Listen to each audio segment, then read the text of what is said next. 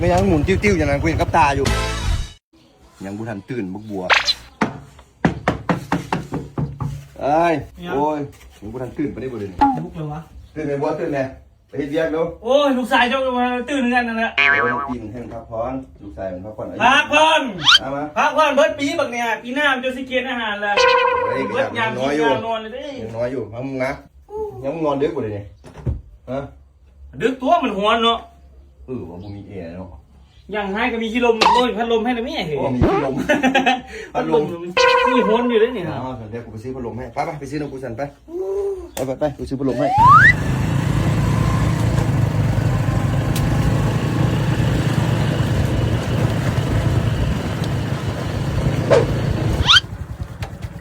ไม่ยัง เปิดให้ยังพัดลมหัน บริเปิด บ่ได้เปิดจะได้หมุนติ้วๆกับประหยัดไฟแน่ๆบักกะดิ บริเปิดวะ โอ้ยกับเอาไปเปิดอยู่ห้องอยู่นอนใครละบ่จะมาเปิดยังกลางทางไปอย่าเปิดเด้อ โอเค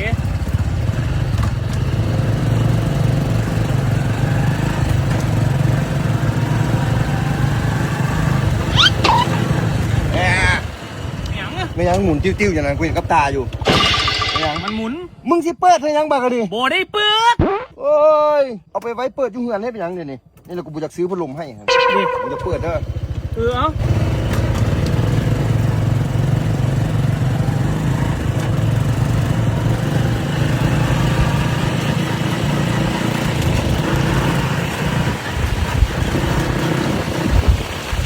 โอ้ไปแหงเล้งบัดดิใส่เกียร์3พุ่นบ่ได้นี่ ยังอ่ะ โอ้ยพุดอ่ะเว้ยจะไปใส่เกียร์3เต็กอยู่